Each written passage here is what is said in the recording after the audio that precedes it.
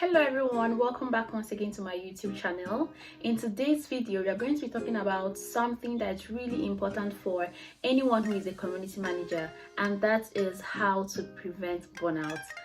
As a community manager, you're most likely juggling a lot of responsibilities, from managing your social accounts to creating content to managing the community, interacting with community members, and even organizing and attending events both virtual and in real life. And all of this can be quite overwhelming and can actually lead to burnout. And that is why in this video I'm going to be sharing with you how to prevent burnout. So let's get into it. One of the best ways to prevent burnout is to set boundaries.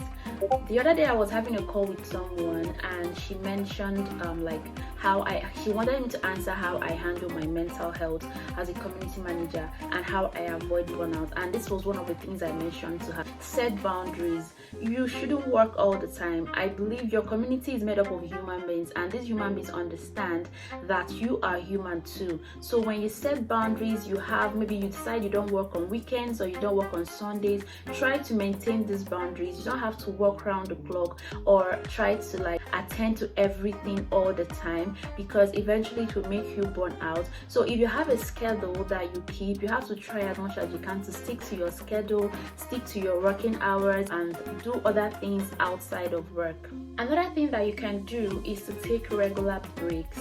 For someone who works in a physical office, you can decide to take breaks to maybe grab a coffee or to just do something else. If it's a company that has a gaming area, you can decide to just take a couple minutes to refresh yourself and take a break and just relax and cool off your head.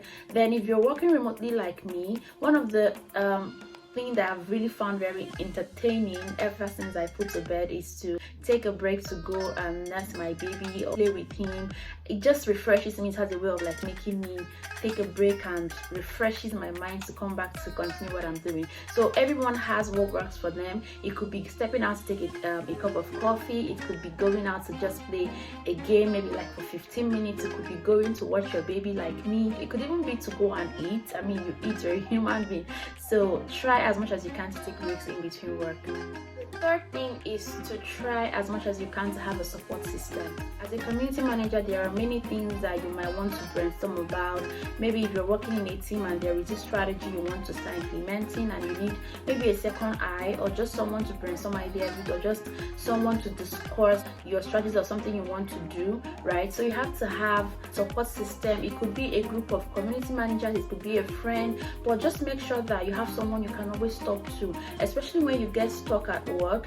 One thing with community management is that it's a very broad job role. So sometimes you might find yourself struggling, you might find yourself fighting with imposter syndrome. Try as much as you can to have someone who can always be there cheering you on, telling you that you're doing amazing. Someone who can even be the first person to jump into your virtual events, right? To say, right on, I understand you, giving you the thumbs up on Twitter Spaces, giving you the thumbs up in your virtual event, contributing their quota to encouraging you and being your number one fan. So if you can get that kind of person, it's amazing, and that is one thing that can also help you to prevent burnout. Finally, one of the most important ways to prevent burnout is to practice self-care. Self-care can be exercising, it can be meditating, or it can even be therapy. So whichever one works for you, you can decide to do this on a routine basis. I exercise every morning before I start working, so you can decide to do yours before working or after working. Just try as much as you can to practice self-care. Do things that make you happy, do things that distress you, because community management work can be very overwhelming sometimes, as I said earlier.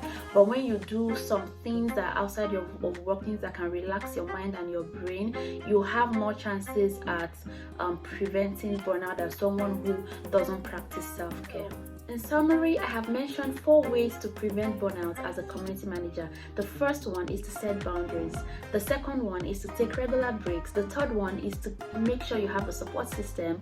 And the final one is to practice self-care. As a community manager, you need to have your mental health intact for you to be able to carry out your day-to-day activities as a community manager. So I hope you learned something from this video. If you are here and you don't know what a community manager does, I have a video video up that shows you, or tells you rather, what a community manager role involves, and you can click on the link attached to this video to learn more about what a community manager does.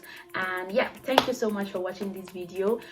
If you enjoyed it, please do well to like and subscribe to this channel, and I will see you in our next video. Take care.